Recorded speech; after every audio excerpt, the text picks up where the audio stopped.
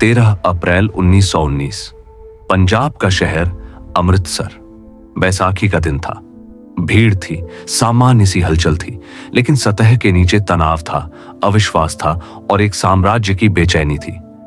British सरकार ने कुछ ही समय पहले लागू किया था रोलाट एक्ट। यह ऐसा कानून था जो बिना मुकदमे के गिरफ्तारी की अनुमति देता था, जो असहमति को अपराध मानता था। पूरे देश में विरोध की लहर उठ रही थी और अमृतसर उस असंतोष का केंद्र बनता जा रहा था। 13 अप्रैल की शाम जालियांवाला बाग में हजारों लोग इकट्ठा थे। कुछ बैसाखी का उत्सव मनाने आए थे, कुछ शांतिपूर्ण सभा के लिए।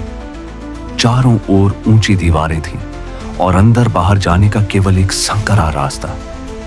अधिकतर लोग निहत्थे थे, साधारण नागरिक। उसी समय शहर में तैनात अधिकारी ब्रिगेडियर जनरल रेजिनाल्ड डायर अपनी सैनिक टुकड़ी के साथ वहां पहुंचा। बिना किसी चेतावनी के, बिना भीड़ को तितर-बितर होने का अवसर दिए, उसने आदेश दिया, फायर। और फिर गोलियों की आवाज गूंज उठी, लगातार, बिना रुके, लगभग 10 मिनट तक। लगभग 1600 गोलियां चलाई गईं।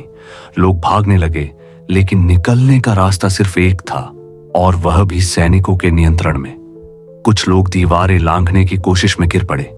कई लोग बीच के कुएं में कूद गए, केवल जान बचाने की कोशिश में। सरकारी आंकड़ों के अनुसार 379 लोग मारे गए।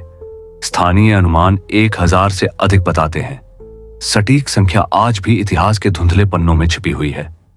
घटना के बाद ब्रिटिश सरकार ने जांच के लिए हंटर कमीशन का गठन किया।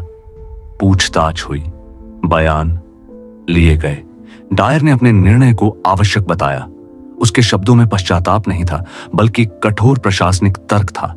लेकिन इस गोलीबारी ने केवल लोगों की जान नहीं ली, इसने विश्वास तोड़ा।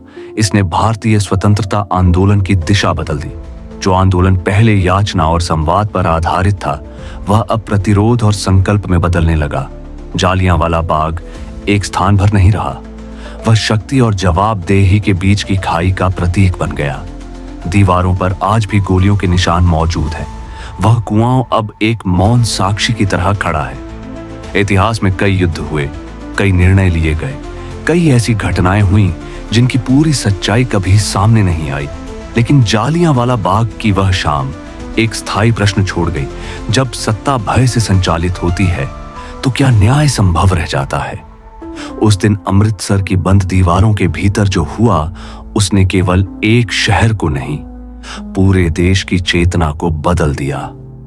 और उसकी गूंज आज भी इतिहास की गहराइयों में सुनाई देती है।